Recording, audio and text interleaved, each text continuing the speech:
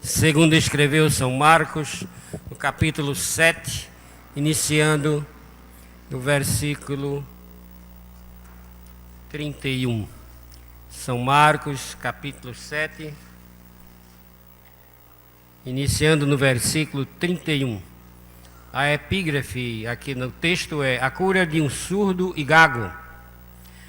De novo se retirou das terras de Tiro e foi por Sidom até ao mar da Galileia, através do território de Decápolis. Então lhe trouxeram um surdo e gago e lhe suplicaram que impusesse as mãos sobre ele.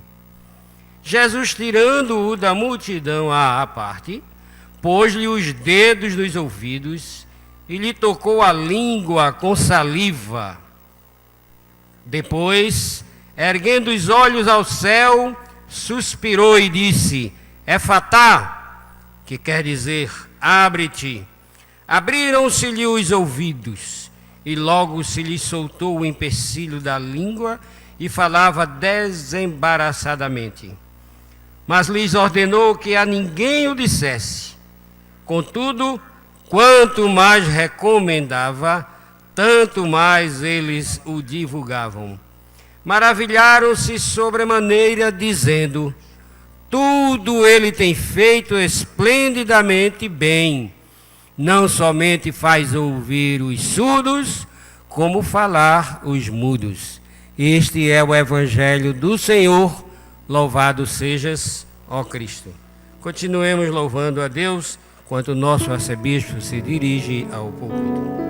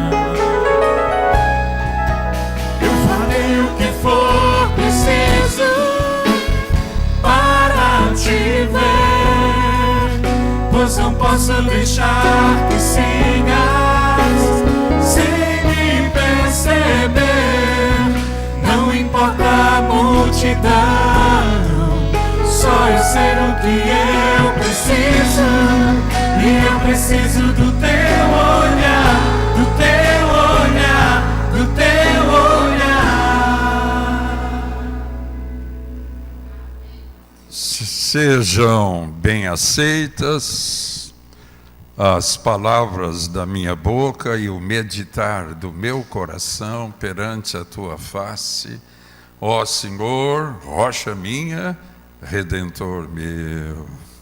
Mas antes vamos orar. Te agradecemos, Senhor, pela tua palavra, pela autoridade de Jesus Cristo, teu Filho, que está sobre nós. Fale ao nosso coração esta noite, que os teus filhos possam receber a palavra que é ativa, que não está presa, que pode alcançar corações e pode destampar nossos ouvidos, para que possamos ouvir o recado que tens para cada um de nós aqui. Em teu nome oramos. Amém. Podeis sentar.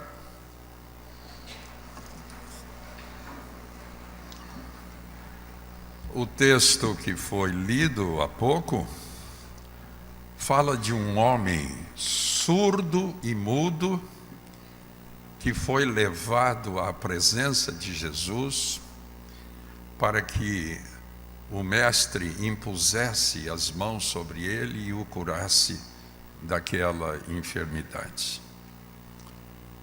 Jesus tira aquele homem surdo e mudo da multidão, leva-o a um lugar à parte e diz o versículo 33: Jesus pôs-lhe os dedos nos ouvidos dele e depois tirou saliva dos seus lábios e molhou a língua do surdo e mudo e disse: Efatá, que quer dizer abre-te. E na mesma hora o milagre aconteceu. A minha questão nessa mensagem, para sermos bastante objetivos, é a seguinte: o que é que pode significar essa mudez e esta surdez desse homem em termos espirituais? O que é que pode significar isso? Eu vou explicar melhor essa minha questão. Todos os milagres que Jesus realizou e que foram narrados nos evangelhos, eles tinham o objetivo de trazer uma mensagem espiritual para a nossa vida. Foi sempre assim. Jesus fazia um milagre e nos entregava um recado espiritual. Ele sempre trabalhou assim. Ele pega o exemplo da água e fala da água da vida. Ele encontra aquela mulher samaritana tirando água do poço e aproveita aquele exemplo da água para dizer assim: aquele que beber dessa água tornará a ter sede, mas quem beber da água que eu lhe der nunca mais terá sede. Pelo contrário, a água que eu lhe der será nele uma fonte a jorrar para a vida eterna. Outra vez Jesus abriu os olhos de um cego e falou da luz do mundo. Ele vai sempre trabalhando assim. Ele ressuscita Lázaro e diz: eu sou a ressurreição e a vida, aquele que crer em mim, ainda que morra, viverá. Há sempre um recado espiritual nos ensinos e nos milagres que Jesus operou. Jesus pega um fato concreto da vida, enfermidades, traumas, medos, adversidades, problemas, dores no corpo e na alma, pega tudo isso e usa como ilustração para o seu ensino espiritual. A minha preocupação nessa mensagem é proclamar o recado espiritual que Jesus quis comunicar quando ele realizou esse milagre da cura do mudo e surdo. Que recado é esse? Para mim, essa surdez e essa mudez que o Evangelho fala tem o seu recíproco espiritual. Querem ver? Nós lemos lá em Tiago 1, 22 a 24, isso. Tornai-vos, pois, praticantes da palavra, e não somente ouvintes, enganando-vos a vós mesmos, porque se alguém é ouvinte da palavra e não praticante, assemelhá-lo-ei a um homem que contempla no espelho o seu rosto natural, pois a si mesmo se contempla e se retira, e para logo se esquece de como era a sua aparência. Então, essa surdez aqui de Marcos 7 pode ser perfeitamente esse tipo de doença espiritual que Tiago conseguiu diagnosticar. Isto é, pessoas que ouvem a palavra de Deus, mas não aguardam.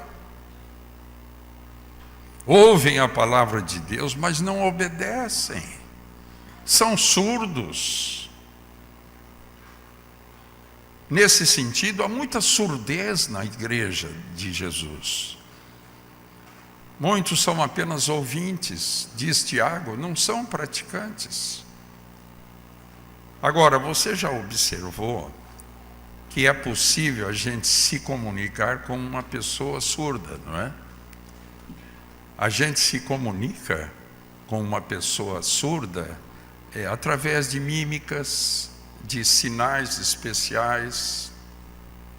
Mas em se tratando de surdos espirituais, isto é, pessoas que ouvem os mandamentos de Deus e não os guardam, quando Deus quer falar a esses surdos espirituais, Ele usa uma espécie de mímica.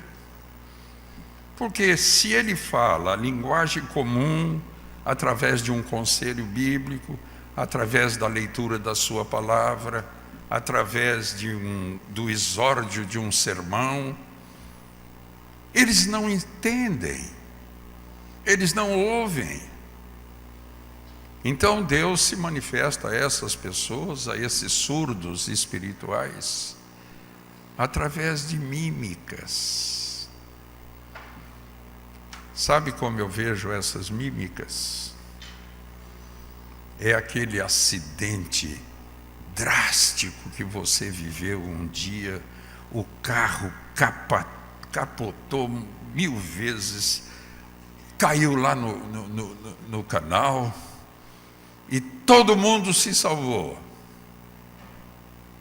Ou então é um susto tremendo que você passou, um assalto que você sofreu, e nada aconteceu de mal para você.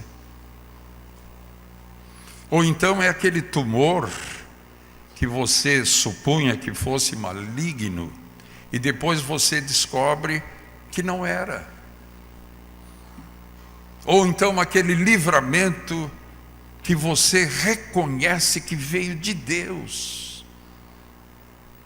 E aí você pergunta, o que é que Deus quer me dizer com essa dor? É por isso que quando você enfrenta um grande problema, a gente sempre diz isso nas igrejas. Nunca pergunte, por que, Senhor? Por que logo eu? A pergunta certa é, para que, Senhor?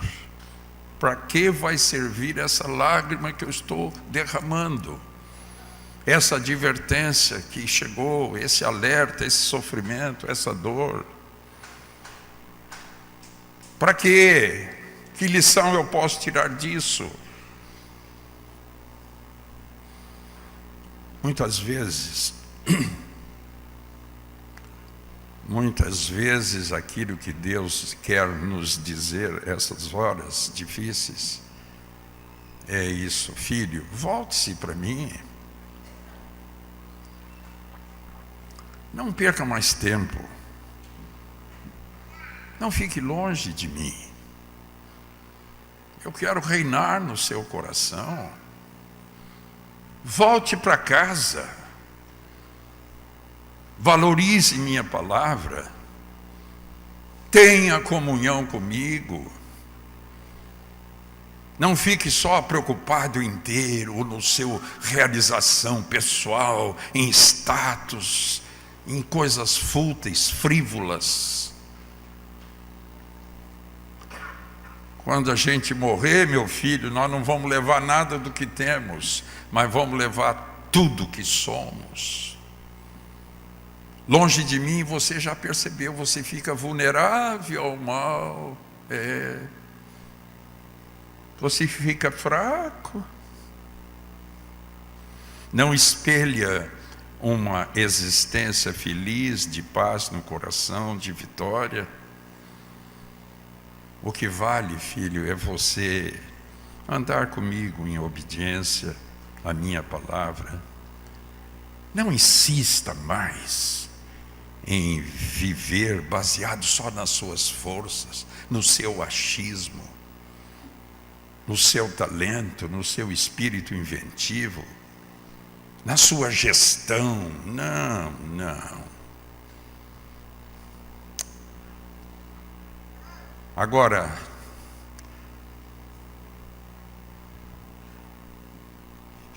a pergunta que eu faço nesse sermão é esta: como é que esse tipo de mudez e de surdez podem ser curados por Jesus? Como? Responder questões assim é o objetivo de um sermão, mas que seja sermão. É por isso que um sermão não se resume num estudo bíblico. Não. É mais do que isso. Sermão é pão para a gente comer, é alimento, é mostrar uma saída para uma solução difícil. E nesse caso aqui é mostrar como esse tipo de mudez ou de surdez pode ser curadas por Jesus. Como? E o nosso texto, misericordiosamente, nos traz a solução. Querem ver? Em primeiro lugar, é preciso que haja entre nós e Deus um encontro devocional. Isso mesmo. Que haja um momento à parte com Jesus. Isso mesmo. Um momento nosso a sós com Jesus. Os dois e mais ninguém. Observe o versículo 33. Jesus tirou da multidão esse mudo e surdo e levou assim a um lugar à parte. Só os dois. Olha aí. Esse é o primeiro passo para que um milagre aconteça na vida da gente. Esse é o primeiro passo. Sair da multidão. Sair da lufa-lufa da vida. Sair do consumismo, dessa vida convencional, de interesse próprio. Parar um pouco.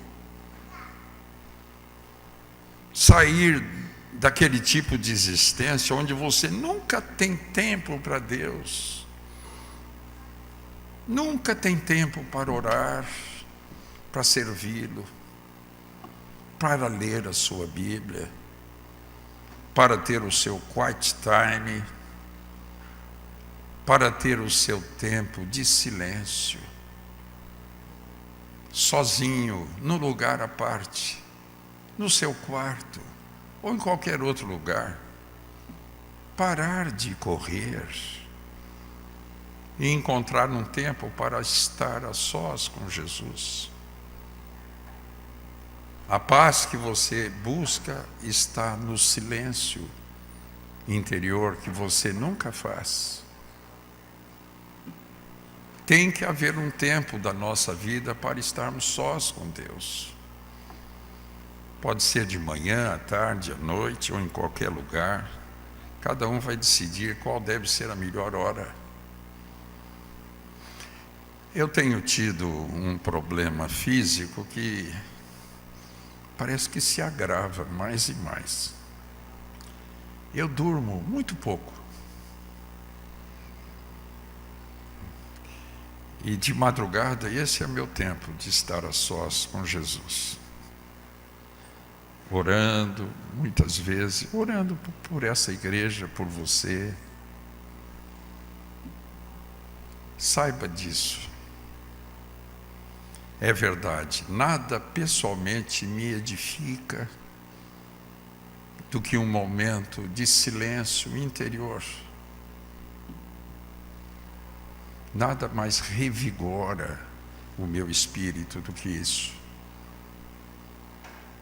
Quando eu estou a sós com o meu Senhor, quando eu estou frente a frente com Ele, num lugar à parte, em silêncio, eu estou sempre à frente de trabalhos cristãos, liderando, compartilhando o Evangelho, fazendo palestra, rolo, fundando igrejas.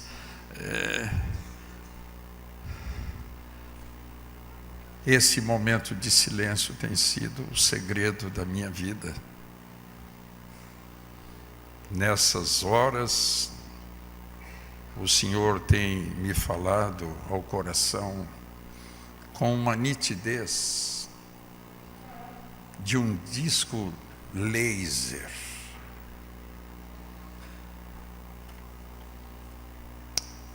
Olha, eu sempre tive entusiasmo pelo trabalho cristão em acampamentos, retiros, encontros, cursilhos, esse trabalho.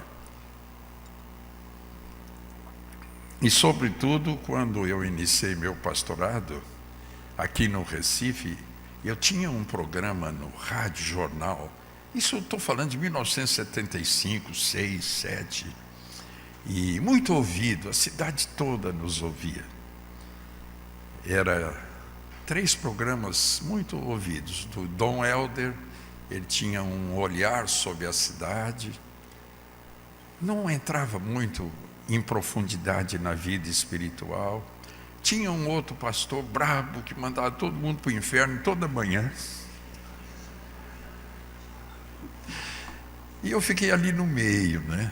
Falando dos dramas existenciais à luz da Bíblia. Milhares de pessoas ouviam. E um dia eu traduzi do inglês uma estatística que falava de um trabalho feito na América que resultou esse seguinte dado, que 67% das pessoas que estavam na liderança da igreja lá na América, 67% tinham encontrado Jesus num acampamento. Eu falei, o quê? Esse é o segredo. E, sobretudo, os jovens de 18 a 23 anos, eles eram nessa faixa. Eles eram mais velhos naquele momento, mas eles declaravam que entre 18 a 23 anos, esse era o lugar. E aí eu concluí, essa é a fase da vida mais susceptível para se ouvir o Evangelho. E naquele mesmo ano eu fundei os encontros de jovens com Cristo, exatamente nessa faixa etária. Milhares de moços encontraram Jesus. Talvez essa igreja seja a igreja brasileira, a nível de igrejas de história, que tem mais juventude, mais adolescentes. E então eu tive, naquele mesmo ano, a chance, a igreja de uma verba lá da América, que nunca mais chegou. Ai, que me dera, nós temos a chance de ser uma igreja elitista, não temos? Mas a gente não vê esse elitismo todo nas ofertas, não. Mas mesmo assim, essa verba eu comprei lá no monte, no alto do Eucalipto, uma área, e fiz lá o Monte Alegre. O nosso reverendo Ivanzinho é desse tempo, acho que ele se converteu por lá, né? No CVC, o Centro de Vivência Cristã. Depois construí lá no quilômetro 3 os chalés de aldeia. E nós estamos construindo o outro, lá no quilômetro 11. É estratégico para o trabalho de Deus. Porque a minha experiência tem sido essa. Para a maioria das pessoas que faz esses movimentos que essa igreja patrocina, tem sido, a experiência é essa. É a primeira vez que as pessoas me informam que refletiram aquilo que Jesus fez por nós, de uma forma assim mais íntima. Olha, num dos últimos cursilhos, uma senhora muito culta, uma profissional liberal, depois eu soube que na sua área era a melhor aqui do Recife. Ela disse, e até revelando a sua idade, disse: bispo, em 45 anos essa foi a primeira vez que eu parei para ouvir aquilo que Jesus fez por mim naquela cruz. Eu não sabia nada de Bíblia, não tinha lido coisa nenhuma, eu não sabia o que era graça, o que era salvação. 45 anos. E ali Jesus mudou minha vida, trouxe cura para o meu coração, salvação, sentido de vida. Acho que foi a experiência de muitas senhoras, senhorita, agora no domingo, 218. Estavam aqui ontem, dizendo isso, que encontraram Jesus, descobriram o seu amor, o plano que Ele fez lá na cruz do Calvário por nós. E aí vem a bênção na vida das pessoas, não é? Nos momentos de silêncio, Cristo mostra nossas carências mais profundas, nossas distorções, nossas inversões, nossa insuficiência, nossos pecados. Mostra o quanto nós estamos dentro, enfermos por dentro. E essa frase eu já repeti mais de uma vez. Não houve na história humana uma geração composta de tanta gente desarrumada por dentro como essa. É impressionante.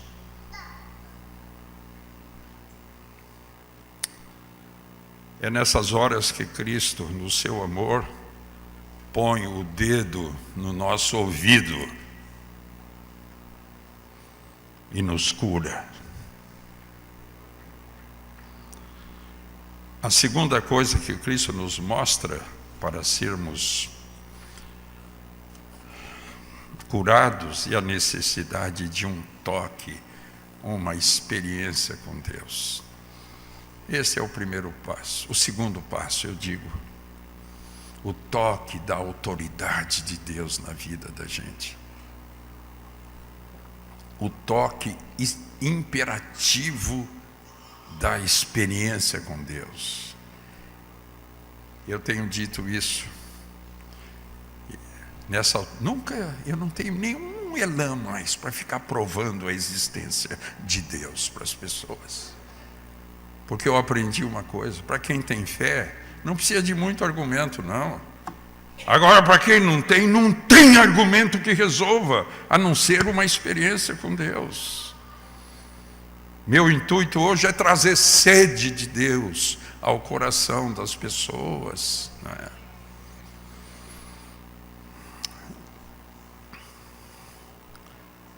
O toque da experiência com Deus. Quando eu e você nos unimos a Cristo num lugar à parte, para um devocional, o dedo de Deus começa a destampar os nossos ouvidos bloqueados para as coisas dele. Vejam o que está no versículo 33. Jesus, tirando o mudo e o surdo no lugar à parte, pôs-lhe os dedos nos seus ouvidos. E o milagre aconteceu. Eu fico imaginando, às vezes, se todos aqui desta catedral começasse a ter um tempo a sós com Cristo, todos os dias, uma revolução aconteceria aqui entre nós. Num certo sentido, Jesus vai debulhar a gente. Vai começar a colocar os seus dedos nos nossos ouvidos. Iremos ouvir o recado de Deus de uma maneira muito nítida.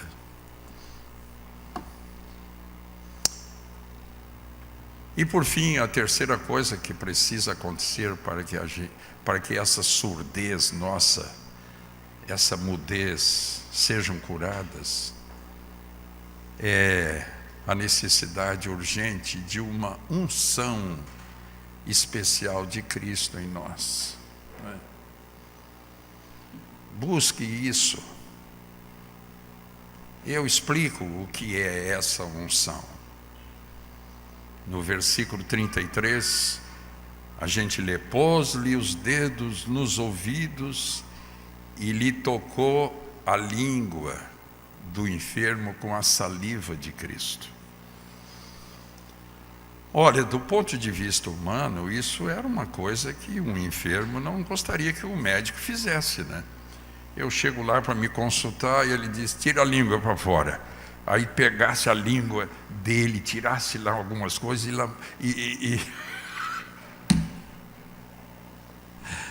Olha, imagine alguém aqui que esteja sofrendo nos bancos, aí começa a sofrer, o médico da nossa igreja leva ele para fora e num lugar à parte, passe um pouco de saliva nele, na língua, no enfermo. Ele iria achar muito estranho, alguns ficariam horrorizados, achariam que no mínimo era uma coisa anti-higiênica, não é? Mas foi exatamente isso que Jesus fez. E no entanto a gente diz: que privilégio teve aquele homem surdo e mudo em ter recebido um toque da saliva de Jesus. Que coisa linda, não é? Eu quero lhes dizer que as salivas são o óleo das palavras, né? O óleo da boca. Sem saliva ninguém fala. Sem saliva a boca fica seca, você vai ficando rouco e chega um momento que você perde a voz, você não consegue mais falar. Olha, queridos, para que a mudez espiritual seja curada, eu e você precisamos desse óleo da palavra, dessa unção de Deus. Precisamos dessa saliva de Jesus na nossa vida.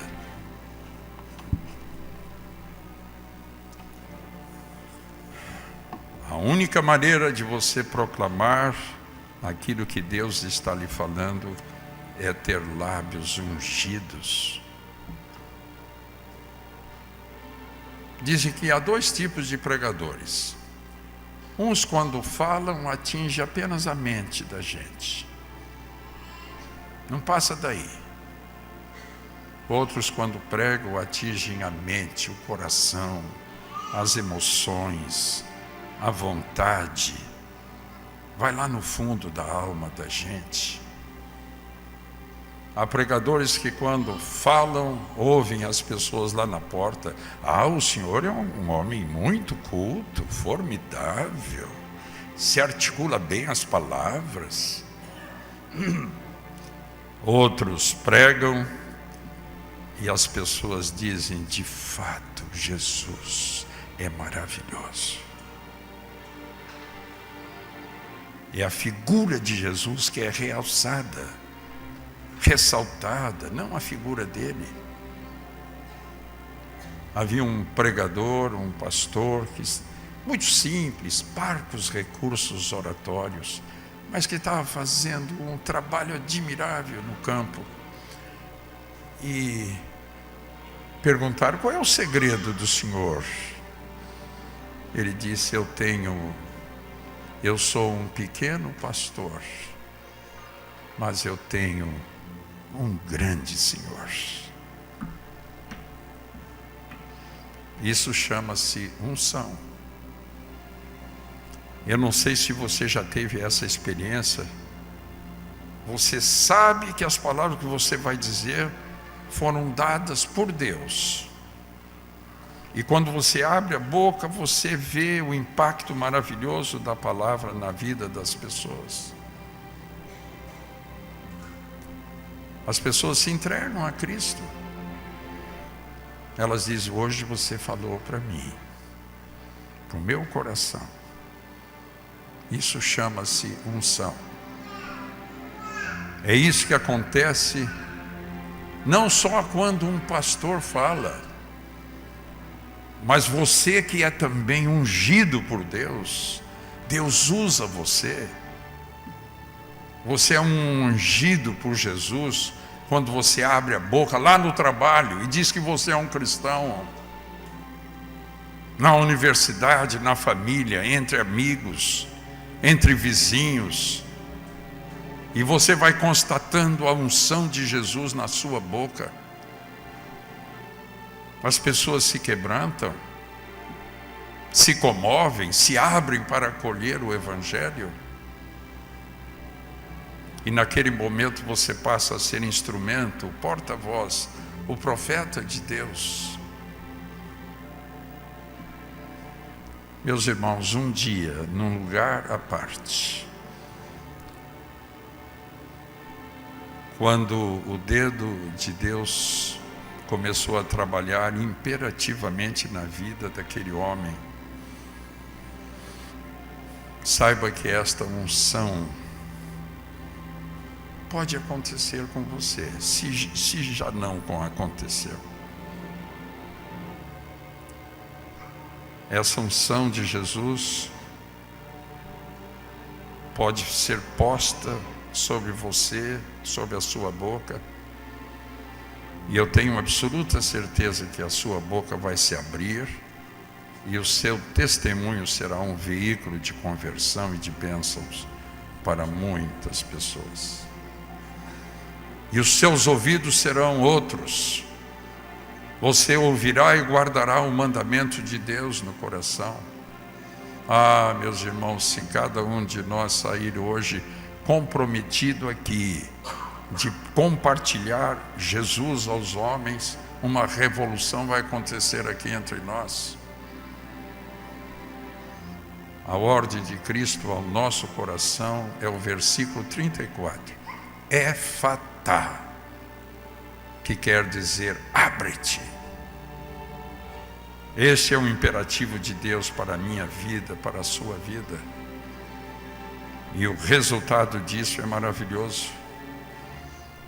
Vejam o versículo 35. Abriram-se-lhe os ouvidos, e logo se lhe soltou o empecilho da língua, e falava desembaraçadamente. Se essa mensagem falou ao seu coração, eu quero orar por você.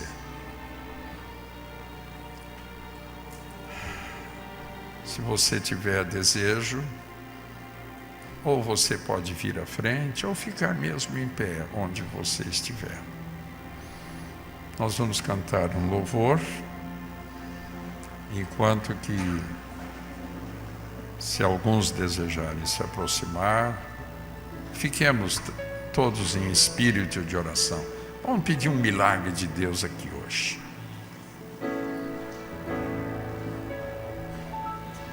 Quem é este que faz o mar se acalmar e a tempestade obedece a sua voz?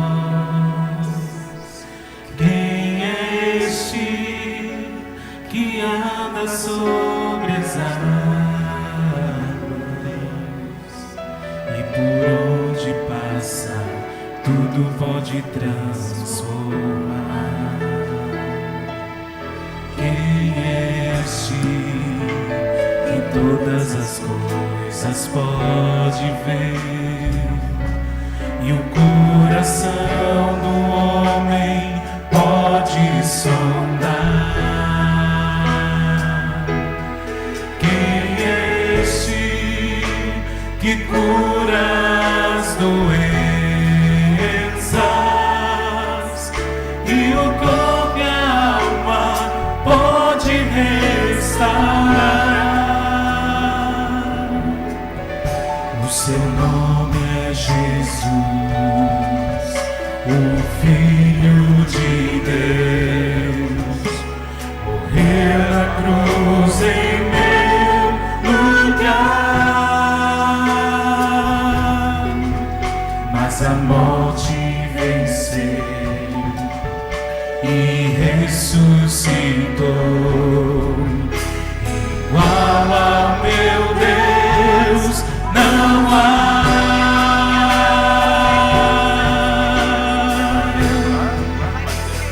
O meu Deus é um Deus de milagres.